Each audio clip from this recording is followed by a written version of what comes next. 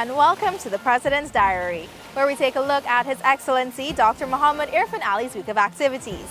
On Sunday, His Excellency said he will spend every ounce of his energy to unite Guyana. The President affirmed this commitment during a ceremony commemorating Srila Prabhupada's 125th birth anniversary at the Hare Krishna Study Center at Cummings Lodge.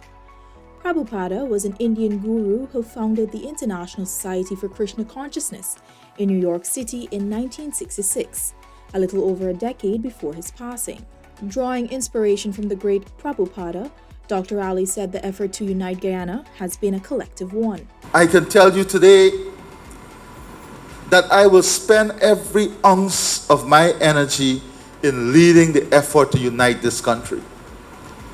But all of us in this room, all of us across this country must also commit to spending every ounce of our energy to achieve the same outcome.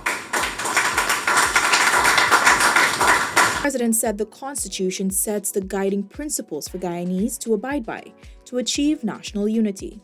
Every Guyanese citizen must first of all fundamentally understand that we must govern ourselves by certain principles and values that make up the society. That is the first thing. We must all subscribe to freedom. We must all subscribe to fundamental rights. We must all subscribe to democracy. We must all subscribe to the rule of law. We must all subscribe to equitable treatment. We must all subscribe to a fair opportunity in our country. The President also warned that when those basic principles are not fulfilled, the stage is set for division. Later in the day, President Ali visited the COVID-19 vaccination drive for adolescents at the Movitown parking lot in Turkine, where he interacted and thanked healthcare workers who are administering the Pfizer vaccine.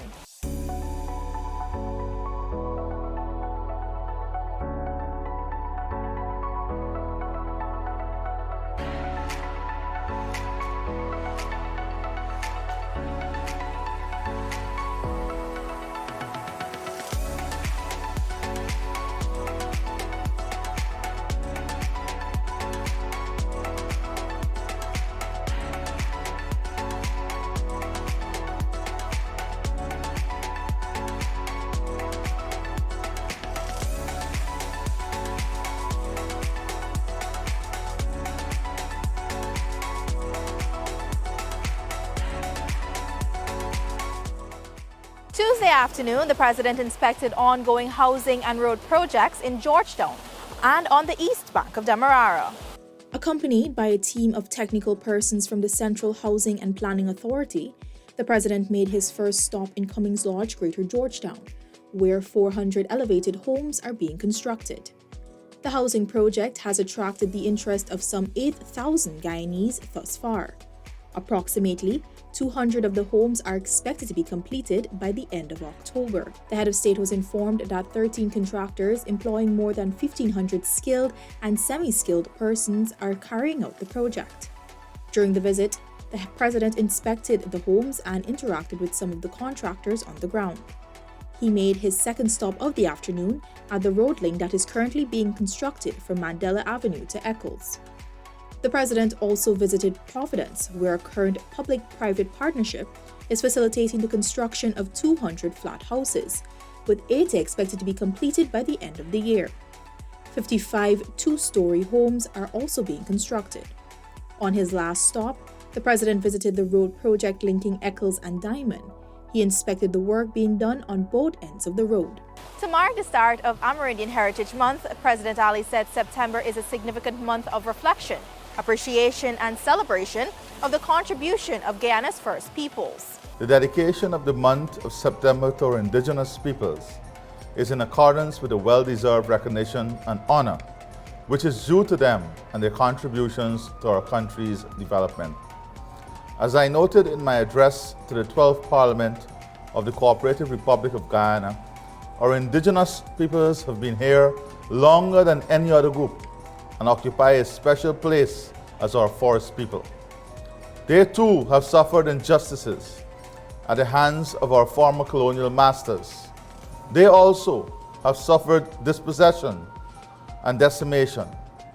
My administration is wholeheartedly committed to improving the lives of our Amerindian brothers and sisters over the next 5 years and beyond. Also on Wednesday, the head of state attended the 3rd annual general meeting of AmCham at the Arthur Chung Conference Center. His Excellency charged newly elected president of the American Chamber of Commerce, AmCham, in Guyana, Attorney at Law Devendra Kissoon, to be fervent in the promotion of partnerships, in particularly between Guyana and the United States. He congratulated Kissoon on his appointment. I'm confident that the expertise of Devendra and his experience would hold him in good stead in leading AmCham Guyana during his tenure. The president said Kissoon is no stranger to the nation, as his reputation as an outstanding attorney and patriot precedes his election to the post. He assumes the post at an important juncture in the relationship between Guyana and the United States. Our two states are keen to intensify business contacts. AmCham Guyana has a pivotal role to play in accelerating trade ties and in fostering joint partnership between local and United States companies. The president said he is proud that over the past 3 years, the chamber has integrated well into society and has built good relationships. Government has appointed its incumbent chair, Zulfikar Ali, to serve as Deputy Chief of Mission to the United States in Washington.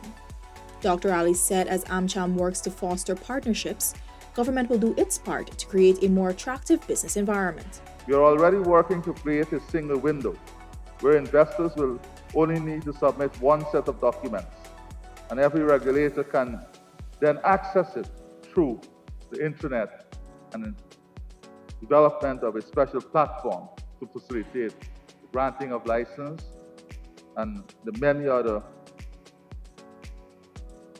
necessary instruments that are required in doing business here. This will eliminate tedious processes frustrating investors in Guyana.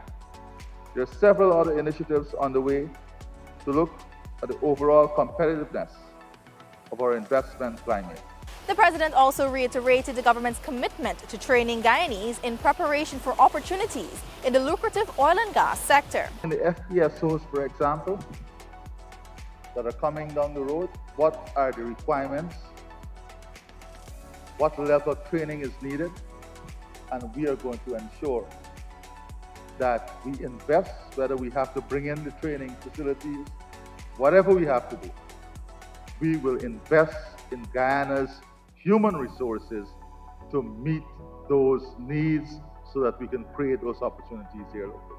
The head of state highlighted that this training is not only essential to upskill Guyanese, but also to ensure that the people feel part of the oil and gas industry. And then is when people feel connected. And then is when people feel a part of. And then is when people realize the true benefit, the pass-on benefit of the oil and gas sector and its connection to other sectors, whether it's fabrication, service development, machining, warehousing, logistics planning. The president noted further that the human and financial capitals are constraints to Guyana. He, however, charged the private sector to come up with strategic solutions to combat the constraints. We have to acknowledge that these are challenges. But not only acknowledging that these are challenges, but providing a platform and a pathway through which we'll address the challenge. And that is why I'm very proud of the many local companies who are already accessing private sector resources from international agencies. The gas to energy project will create job opportunities for welders. The head of state said government is currently discussing which upskill programs are needed to prepare those welders to take advantage of local opportunities. On Wednesday afternoon, His Excellency met with Trinidad and Tobago investment group Sucre at the office of the president on Shiv Chandra Paul Drive, where key investment opportunities for Guyana's sugar industry were discussed.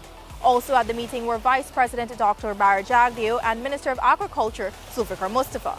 His Excellency on Friday held a virtual meeting with representatives from Ashoka Buildcon Limited at State House. The Indian company, which specializes in construction and infrastructural development, had a team of officials led by Chief Operating Officer Barun Pal Chowdhury, pitching investment ideas on Guyana's housing sector. Minister of Housing and Water Colin Crowell, Head of the Guyana Office for Investment Dr. Peter Ram Sarup, and Director of Projects at the Office of the President Marcia Nadir Sharma were also at the meeting. He also held a virtual meeting with the Prime Minister of St. Lucia, His Excellency Philippe J. Pierre. The head of state was accompanied by the Minister of Foreign Affairs and International Cooperation, Hugh Todd. His Excellency Pierre was sworn in as St. Lucia's new Prime Minister in late July, after his SLP party won the 2021 general elections. On Friday evening, Dr. Ali and high-ranking members of government interacted with the United Kingdom's Minister of State of Business, Energy and Clean Growth, Anne-Marie Trevelyan, at a specially arranged dinner.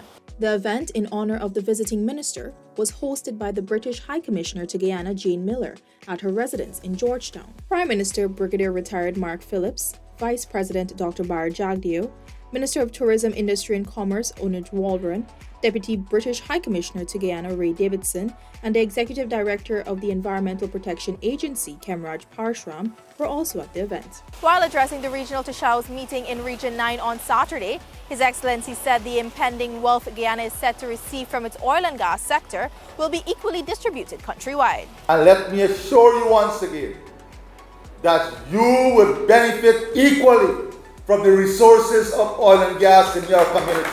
There will be no distinction. There are those who would want to have distinction. There are those who want to have a model that separates or create a class structure.